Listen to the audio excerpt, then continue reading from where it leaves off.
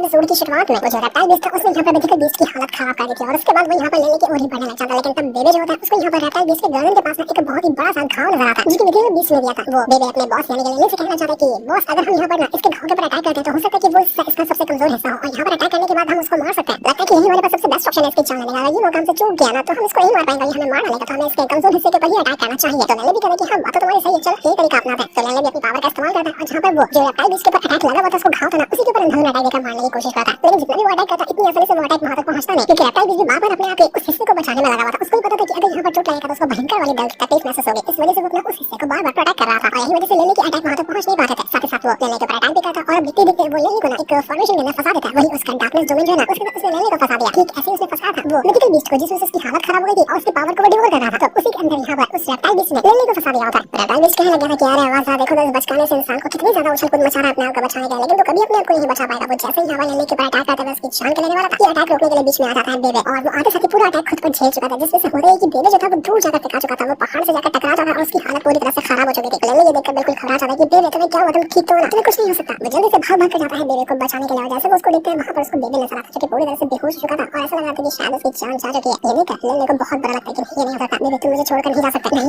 हो सकता। लेकिन मुझे रेप्टाइल बीस्ट को लेने से कहना चाहता है कि तू खत्म है, तू अब बचने वाला नहीं है। जिस तरह से मैंने इस बचकाने बीस्ट को मारा है ना उसी तरह से तुझे मार कर मैं खा जाऊंगा। तुझे तो आज मैं टेस्ट करके रहने वाला, बहुत दिन बाद इंसान को टेस्ट करने का मौका मिलेगा, तो ऐसा मौका मैं कैसे जाने दे सकता। वो जो मिथिकल बीस्ट को सबक सिखाने के बाद जो रेप्टाइल बीस्ट को यहाँ पर लेने से कहना चाहता है कि तुझे पता है मेरे पास एक बहुत ही कमाल की टेक्निक है जिसको कहा जाता है गेट ऑफ हेल। इसके जरिए मैं हेल का पोर्टल ओपन कर सकता हूँ और हेल में जितनी भी खतरनाक एनर्जी होगी, जितनी भी खतरनाक चीजें होंगी ना उसका इस्तेमाल करते हुए मैं यहाँ पर तुम्हारे पर अटैक कर सकता हूँ। तो ये देखकर उड़ने जो था वो को कहना चाहता है कि ये जो मुझे लगता है ना रेप्टाइल बीस्ट है वो हेल से ही लौट कर आया हुआ है। मतलब जब हेल का पोर्टल खुला होगा तो उसके जरिए वो यहाँ पर भाग कर आ गया होगा मॉडल वर्ल्ड के अंदर जहाँ पर इंसान रहता है। इसी वजह से ये रेप्टाइल बीस्ट बाकी बीस्ट से कितना ज्यादा मिस्टीरियस और कितना ज्यादा खतरनाक है कि इसके सामने कोई भी टिक ही नहीं पा रहा। अगर मैं एक हिसाब लगा तो आराम से ये सेम लेवल का बीस्ट होगा, 8 लेवल 9 लेवल 10 लेवल उसको तो छोड़ो, इसी सेम लेवल का बीस्ट होगा। इस वजह से जहाँ तक मेरा ख्याल जाता ना हमारे लग गए और शायद तुम यहाँ पर नहीं बच पाओगे इसके अटैक से। लेकिन लेने को कोई फर्क नहीं पड़ता क्योंकि उसने अपने सामने बेबे को खोते हुए देखा। वो उससे कुछ बर्दाश्त नहीं होगी कि नहीं बेबे को जो कुछ हुआ है ना मैं उसका बदला लेकर आऊंगा। वो पूरे गुस्से के साथ अपने सारे एलिमेंट की पावर को यूज करता है, जितने उसके पास अटैक थे वो सारे के सारे अटैक को एक साथ यूज कर चुका था। उसके बाद वो अंधाधुंध अटैक देकर मारने लग जाता है उसी रेप्टाइल बीस्ट के ऊपर। वो रेप्टाइल को आज छोड़ने नहीं वाला था। रेप्टाइल बीस्ट के ऊपर अटैक करता है, एक एक अटैक में लेने को खून की उल्टियां होती है, उसकी हालत खराब हो चुकी थी। लेकिन बेबे के खातिर वो लड़ता जाता है और आखिरकार कुछ देर बाद उसकी हिम्मत जवाब देने लग जाती है। लगा था कि जिस तरह से बेबे मर गया उसी तरह से यहाँ पर वो भी मर जाएगा। लेकिन लेने को अपनी तकलीफ से ज्यादा बेबे का साथ याद आ रहा होता है कि नहीं बेबे ने कितनी बार मेरी मदद की, हर बार वो मेरे साथ खड़ा रहता था और आज यहाँ पर वो मुझे छोड़कर चला गया। जिसने बेबे की जान ली, जिसने बेबे को इतनी तकलीफ दी है, मैं उसको कैसे छोड़ सकता हूँ। नहीं मैं मर नहीं सकता इतनी आसानी से। तो पूरा खून से नहा चुका था, उसकी हालत खराब थी। लेकिन ले कह रहा है कि नहीं रेप्टाइल तुम मरेगा, तब तक मैं तुझे ना मार दूंगा, मैं सुकून से मर भी नहीं सकता। मैं तुझे मारकर तेरी लाश गिफ्ट करूंगा बेबे को कि जिसने मेरे बेबे को मारा मैंने उसको खत्म कर दिया। वो तुरंत अपनी पावर का इस्तेमाल करते हुए सीधा मुंह पकड़ता है उस रेप्टाइल बीस्ट को, बीच में से उसको चीर देता है। जहां पर उसको चोट लगी थी रेप्टाइल बीस्ट को वो उसी जगह पे अटैक कर रहा था और उसी घाव को वो पकड़ के फाड़ देता है जिससे पूरा गर्दन के अंदर मुंह के अंदर छेद बन चुका था उस रेप्टाइल बीस्ट के। और उसी छेद को लेंगे फाड़ते हुए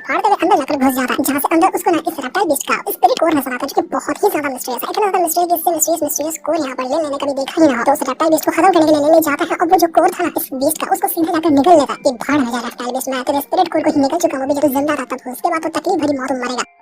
जैसे यहाँ पर वो कोर गया लेने के अंदर सीधा का सीधा उसकी जान निकल जाती है रेप्टाइल बीस्ट की क्योंकि स्पिरिट उसको निकाल के लेने उसके सामने ही खा लिया जब वो जिंदा था। तभी इतना डेयरिंग मूव, इतना खतरनाक वाला काम लेने यहाँ पर किया था अपने बेबे के खातिर कि उसका हिसाब देने का बदला ले लिया उसने बेबे का यहाँ पर। लेकिन ये करने के बाद लेने की हालत खुद भी एकदम खराब थी। जैसे उसने वो कोर खाया ना उसका शरीर पूरा फट जाता है, उसके शरीर से इतना तकलीफ हुई जिसको कि उसको समझ नहीं आता कि क्या हो रहा है मेरे साथ। उसका शरीर इतना जगह से फट गया था कि हर तरफ से खून की बारिश होने लग जाती है। तब हम देख पाते कि वो जो रेप्टाइल बीस्ट है वो अभी तक मरा नहीं है, उसके अभी भी हल्की फुल्की जान बची है और वो हल्की फुल्की जान के साथ ही कह रहा था लेने से कि जितने मेरा स्पिरिट कोर खाया ना वो मुझे वापस कर दे, मैं अपनी जान बचाना चाहता हूं क्योंकि मेरा स्पिरिट कोर जो है उसको तो कभी डिवोट कर ही नहीं सकता। तेरा शरीर उतना ताकतवर है ही नहीं कि मेरे स्पिरिट कोर की पावर को तू अपने अंदर संभाल ले। तेरा शरीर फट जाएगा तो ये तो मर जाएगा, इसलिए बेहतर होगा कि वो स्पिरिट कोर मेरे हवाले कर दे। लेकिन लेने कहता कि नहीं भाड़ में जा, तो मैं वापस नहीं करने वाला, मैं मर गया उससे फर्क नहीं पड़ता, लेकिन मैं तेरा स्पिरिट कोर वापस नहीं करूंगा। लेने सोचा था कि क्या इसी तरह से मेरा अंत हो जाएगा, जिस तरह से आज बेबे मर गया शायद मैं भी आज मरने वाला हूं, मेरा अंत इसी तरह से होना लिखा हुआ था। अपने आप से कहता कि नहीं कोई तो तरीका होगा, कोई तो तरीका होगा जिसके जरिए मैं यहाँ पर इस स्पिरिट कोर की पावर को डिवोट कर लूं और खुद के अंदर उसको संभाल लूं क्योंकि अगर मैं ये नहीं किया तो मैं पक्का यहाँ पर मर जाऊंगा, जो कि मैं मरना नहीं चाहता। और तब उसको याद आता है कि नहीं यार मैंने तो उस अपनी जो फैमिली बुक है उसके में पढ़ा था ना कि एक कल्टीवेटर को सबसे पहले एक बहुत ही पावरफुल ड्रैगन का स्पिरिट कोर चाहिए होता है, उसका ब्लड चाहिए होता है। उसके बाद अगर वो ब्लू हार्ट ग्रास को खा लेना तो उसके बाद उसकी बॉडी इतनी ज्यादा कमाल की हो जाती है कि वो उस ड्रैगन की पावर को हैंडल कर सकता है क्योंकि ड्रैगन की पावर इतनी ज्यादा होती है कि शरीर को फाड़ कर दे। लेकिन अगर उसके पास वो ब्लू ग्रास हो तो उसके जरिए उसका शरीर उस ड्रैगन की पावर को हैंडल करने के काबिल हो जाता है। और इसका मतलब ये जो रेप्टाइल बीस्ट है ना वो कुछ और नहीं, उसके अंदर जो उसका स्पिरिट कोर है वो असल में एक बहुत ही कमाल के ड्रैगन जैसा स्पिरिट कोर ही है और ठीक वो उसी तरह से काम कर रहा था। हो सकता है कि अगर यहाँ पर लेने उस ब्लू ग्रास का इस्तेमाल करे तो ये जितना पावरफुल वाला स्पिरिट कोर उसके अंदर गया है हो सकता है कि वो भी यहाँ पर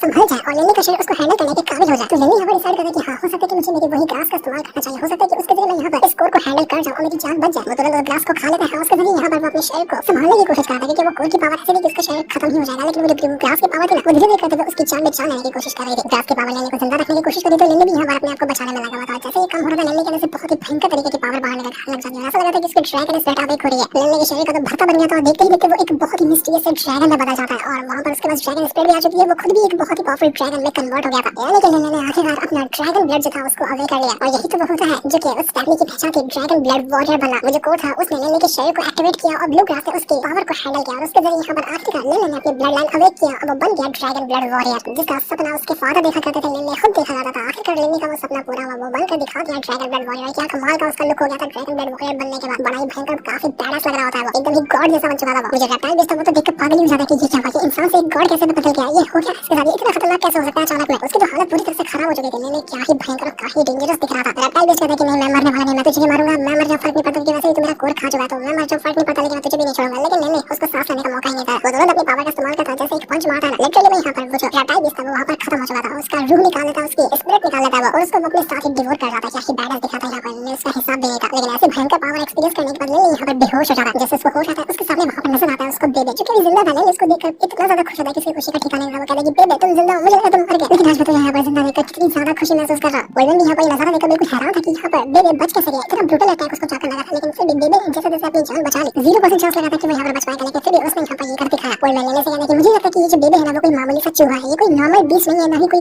नॉर्मल पावर वाला बीस्ट है। ये बहुत ही मिस्टीरियस चीज है जो इतना ब्रूटल अटैक सर्वाइव कर गया। मुझे लगता है कि इस बेबे का ओरिजिन जो है वो काफी मिस्टीरियस है, तो फिर इसके ऊपर और ध्यान देना चाहिए, इसको और ज्यादा स्ट्रांग बनाने की कोशिश करनी चाहिए। हो सकता है कि ये बहुत ही पावरफुल बीस्ट बन जाए। बेबे यहाँ पर लेने से कहना चाहा कि बॉस आपने तो मेरी हालत खराब कर दी। जब आपका शरीर एकदम फट रहा था मुझे लगा कि आप खत्म हो गए, मैं तो जैसे तैसे बच गया, लेकिन आप मर जाओगे तो फिर मेरा अकेले क्या होगा। मैं तो अलग अलग सपने देखने लग गया, लेकिन मैं अकेले नहीं सर्वाइव कर पाऊंगा, आप मुझे छोड़कर नहीं जा सकते, ये वो। लेकिन फाइनली आप बच गए। आपको मैं ठीक दिख रहा, आपको वापस से पहले से देखकर मैं कितना ज्यादा खुश हूं कि मैं उसके बारे में बता भी नहीं सकता। मुझे तो बहुत अच्छा महसूस हो रहा है। तो लिली भी कहती कि हाँ मुझे तो याद है क्योंकि मेरे शरीर में बहुत सारे क्रैक्स पड़े थे और सारे के सारे क्रैक्स गायब हो चुके हैं, बिल्कुल नॉर्मल जैसा हो चुका जैसे कि पहले हुआ करता था। वोल्वन से कहना चाहता कि वोल्वन जब अपना ड्रैगन ब्लड वॉरियर बना था क्या वो जस्ट खत्म हो गया, क्या वो कुछ टाइम के लिए हुई थी क्या, और अब मैं फिर से नॉर्मल हो गया। अगर ऐसा तो बहुत बुरी बात है कि इतना मुश्किल से मैंने अपने ड्रैगन ब्लड वॉरियर की ब्लड लाइन अवे किया और उसके बाद सब खत्म हो गया। तो वोल्वन कहता है कि यार नहीं इतना घबराने की कोई जल्दी जरूरत नहीं है, अपने ड्रैगन ब्लड की वॉरियर वाली पावर जो है उसको महसूस करने की कोशिश करो, देखो कि क्या तुम उसको वापस से महसूस कर पाते हो, क्या उसको सेंस कर पाते हो। तो लिली तुरंत वहां पर खड़ा हो जाता है, एक बार फिर से अपनी पावर को टेस्ट करता है। जैसे अपनी पावर को टेस्ट करता है लिटरली उसके पास ड्रैगन ब्लड वॉरियर की जो पावर थी वो एक्टिवेट हो जाती है। जैसे ये एक्टिवेट हुई थी लिली को एकदम इमोशनल फील होता है, उसको बिल्कुल आंसू निकल करने लगा क्योंकि उसको वो नजारा याद आता कि वो हमेशा फेल हो जाया करता था ड्रैगन ब्लड वॉरियर बनने में। उसके फादर भी निराश थे क्योंकि वो भी कभी ड्रैगन ब्लड वॉरियर नहीं बन पाया था। और आज यहाँ पर लिली को कितना ज्यादा प्राउड महसूस हो रहा था खुद के ऊपर कि जब उसके फादर जानेंगे ना कि मैं ड्रैगन ब्लड वॉरियर बन चुका हूं तो वो खुशी से बिल्कुल पागल हो जाएंगे कि आखिर उनकी फैमिली में कोई ऐसा बंदा फिर से निकल कर जरूर आया जो ड्रैगन ब्लड वॉरियर बनकर दिखा। मैंने ये प्रोसेस पूरा किया और मैं बन गया ड्रैगन ब्लड वॉरियर। और मैं जो था वो यहाँ पर कहना चाहता लिली से कि देखो तुम ड्रैगन ब्लड वॉरियर तो बन चुके हो, लेकिन ये बिल्कुल अनएक्सपेक्टेड वे में हुआ। अचानक में तुम्हें यहाँ पर बीस्ट से मुकाबला करना पड़ गया, उसका कोर तुम्हें मिल गया और कोर इस तरह से काम किया कि लिटरली जो बहुत ही पावरफुल ड्रैगन होता है उसको मारने के बाद उसका कोर हासिल करोगे ना, ठीक उसी तरह से ये रेप्टाइल बीस्ट का कोर तुम्हारे लिए काम किया और तब तक तुम्हारी ये पावर ड्रैगन ब्लड वॉरियर की जो थी वो एक्टिवेट हुई है। लेकिन इसका मतलब ये नहीं कि तुम अभी उतने काबिल हो चुके कि ढंग से इस पावर को यूज कर सको, क्योंकि तुम्हारा जो शरीर है ना वो उतना स्ट्रांग बना नहीं है उस पावर का परफेक्ट तरीके से इस्तेमाल करने के लिए। इसलिए तुम्हें खुद को और स्ट्रांग बनाना पड़ेगा। एक बार तुम अपने 9th रैंक के ऊपर चले जाओगे ना जो वॉरियर वाला रैंक होता है, तो उसके बाद तुम अपने ड्रैगन ब्लड वॉरियर की पावर को बहुत अच्छी तरह से यूज कर पाओगे, बिल्कुल फ्रीली इसको यूज कर पाओगे, तुम्हें उसको यूज करके अच्छा भी लगेगा। तो पहले उस चीज पे तुम फोकस करोगे, तुम्हें किसी भी तरह से 9th रैंक को कंप्लीट करना। तभी लिली को वहां पर कुछ बहुत सारे क्रिस्टल लगे हुए नजर आते जो कि आसमान के ऊपर लगे हुए थे और वहां पर एक अजीब सा फॉर्मेशन भी लगा होता है। लिली देखकर हैरान हो चुका था कि ये क्या चीज है, ये अजीब सा फॉर्मेशन यहाँ पर इस गुफा के अंदर क्यों लगा हुआ, कहीं ऐसा तो नहीं कि कोई ट्रेजर वगैरह जो कि इस जगह के ऊपर रखा गया है उसको कुछ भी समझ में नहीं आता इस फॉर्मेशन के बारे में। तो वो उसी फॉर्मेशन को अच्छे से देखने लग जाता है जैसे वो उसको देख रहा था। वोल्वन तो फॉर्मेशन देखकर बिल्कुल हैरान ही रह जाता है। वो कहना चाहता है कि एक मैजिकल फॉर्मेशन है, आखिर ये यहाँ पर क्या कर रहा है, इस मैजिकल फॉर्मेशन को किसने इस मामूली सी गुफा के अंदर छोड़ दिया, ये फॉर्मेशन तो इस कॉन्टिनेंट से बिलोंग नहीं कर रहा, ये तो बल्कि दूसरे कॉन्टिनेंट का है। आखिर ये यहाँ पर आया तो आया कैसे, कैसे यहाँ पर आकर पहुंच गया। लिली हैरान कि वोल्वन क्या बात कर रहे हो, दूसरे कॉन्टिनेंट का है, ये कैसा फॉर्मेशन है, ये है वो ये है क्या, मुझे समझ में नहीं आ रहा। तब देखते ही देखते फॉर्मेशन फटता है, अंदर से एक बहुत ही पावरफुल स्वॉर्ड जैसी चीज बाहर निकल कर आती है। इसमें लगता है कि वो कोई स्वॉर्ड ही है। वोल्वन बताता है कि ये जो स्वॉर्ड है ये एक एंशिएंट स्वॉर्ड है और दुनिया के 4 सबसे ज्यादा खतरनाक आर्टिफैक्ट में से एक है जो कि नर्क से आता है, मतलब हेल के ये आर्टिफैक्ट है। हेल के अंदर टोटल 4 ऐसे आर्टिफैक्ट है जो कि सबसे ज्यादा स्ट्रांग है, उन 4 में से एक ये है। लिली को कुछ खास समझ में नहीं आता कि मुझे समझ में नहीं आ रहा कि आप क्या कह रहे हो, किस तरह का आर्टिफैक्ट, किस तरह की पावर। तो वोल्वन कहता है कि ठीक है मैं तुम्हें कुछ बताता हूं। ये पूरी दुनिया एक नहीं बल्कि कई सारे कॉन्टिनेंट से मिलकर बनी है और हर कॉन्टिनेंट की अलग अलग खासियत है। जिस कॉन्टिनेंट में हम रहते हैं इसको कहा जाता है यूलान कॉन्टिनेंट। इसको तुम एक कॉन्टिनेंट कह लो या एक प्लैनेट कह लो, तुम जो कह सकते हो उसको कह सकते हो, लेकिन ये बहुत ही बड़े पार्ट ऑफ यूनिवर्स का एक छोटा सा हिस्सा है। हमारा ये कॉन्टिनेंट है वो बिल्कुल ही ऑर्डिनरी है, बिल्कुल मामूली है। यहाँ पर जितने भी तुम पीक लेवल के कल्टीवेटर को भी देख लोगे ना दूसरे कॉन्टिनेंट से कंपेयर करोगे तो उसके सामने ये बिल्कुल बच्चे रहेंगे, मामूली रहेंगे। क्योंकि दूसरे कॉन्टिनेंट को हम अपर रेल भी कह सकते हैं, एक दूसरा रेल कह सकते हैं, जो तुम्हें समझ में आ सकता है तुम वो कह सकते हो। वहाँ के जो लोग होंगे वो बहुत ज्यादा खतरनाक होंगे, लेकिन उनमें से जो सबसे ज्यादा खास तरह के कॉन्टिनेंट है ना वो सिर्फ 4 है। इनमें से सबसे पहला है नेदरवर्ल्ड, हेलवर्ल्ड, लाइफ रेल्म और सेलेस्टियल रेल्म। ये 4 ऐसे कॉन्टिनेंट कॉन्टिनेंट है जिनके नाम मैंने तुम्हें बताया है वो बहुत ही ज्यादा खतरनाक है और सबसे ज्यादा इंपॉर्टेंट यही है। जो स्वॉर्ड अभी तुमने यहाँ पर देखी ना, जिसकी झलक देखी, वो इस कॉन्टिनेंट से आती ही नहीं है। हो सकता है कि वो हेल कॉन्टिनेंट से आती होगी। इसलिए मैंने तुम्हें कहा कि ये फॉर्मेशन नहीं इस कॉन्टिनेंट से बिलोंग करता है, नहीं ये स्वॉर्ड इस कॉन्टिनेंट से बिलोंग करती है। तो लेने कहता है कि इसका मतलब कि जहाँ पर मैं रह रहा हूँ एक मामूली सी जगह है, यहाँ पर तो दुनिया है ही नहीं। असल दुनिया तो इस कॉन्टिनेंट के बाहर जाकर खुलती है। और कहता है कि ये जो सारे कॉन्टिनेंट वगैरह जिन पूरी दुनिया बनी हुई है इनको बनाया है गॉड्स ने। गॉड्स रैंक के जो लोग होते हैं वो बहुत खतरनाक होते हैं। गॉड रैंक के पहले आता है सॉवरेन रैंक। सॉवरेन के बाद तुम गॉड बन सकते हो और सॉवरेन के जो नीचे आता है गॉड्स। मतलब ये वो वाला गॉड नहीं है जो पूरे यूनिवर्स को क्रिएट कर सकता है। ये उस तरह का गॉड है जैसे कि तुम ड्रैगन गॉड वॉरियर बन चुके हो ना, उसको भी एक हिसाब से हम गॉड कह सकते हैं। ये अलग अलग तरह के पावर वाले गॉड्स होते हैं। ये आते हैं सॉवरेन रैंक के बंदे के नीचे और उसके नीचे जो आते हैं वो सेम रैंक के बंदे आते हैं। तो अगर तुम्हें अपना लेवल जानना है ना तो तुम्हें पहले सेम रैंक ब्रेक थ्रू करना पड़ेगा। उसके बाद जो नॉर्मल वाला गॉड्स आता है वो रैंक ब्रेक थ्रू करना पड़ेगा। उसके बाद आएगा सॉवरेन रैंक ब्रेक थ्रू करना पड़ेगा। उसके बाद तुम जाकर बनोगे ओवर गॉड जिसके कंट्रोल में पूरा यूनिवर्स होगा। ओवर गॉड की पावर इतनी होती है कि लिटरली वो पूरे एक हेवन और अर्थ को डिस्ट्रॉय कर सकते हैं, यहाँ तक कि यूनिवर्स को डिस्ट्रॉय करके एक नया यूनिवर्स क्रिएट कर सकते हैं। लेकिन मुझे लगता है कि तुम्हारा जो फ्यूचर है ना वो सिर्फ इस मामूली से कॉन्टिनेंट के ऊपर नहीं है, तुम बहुत आगे जाओगे। और उसी की शुरुआत के लिए तुम्हें ये स्वॉर्ड मिली, जाओ इस स्वॉर्ड को ले लो और ये तुम्हारी आगे की जर्नी में साथ देगा। तो ले उस स्वॉर्ड को लेने के लिए चला जाता है। वो ये कहता है कि देख लेना एक दिन जरूर आएगा जब मैं ओवर गॉड बन कर दिखाऊंगा, पूरी यूनिवर्स को कंट्रोल करके दिखाऊंगा। लेकिन वो दिन कब आएगा वो तो अभी हमें नहीं दिखाया जाता, जिस दिन को दिखाते हैं साथ ही ये वाला एपिसोड यहीं पर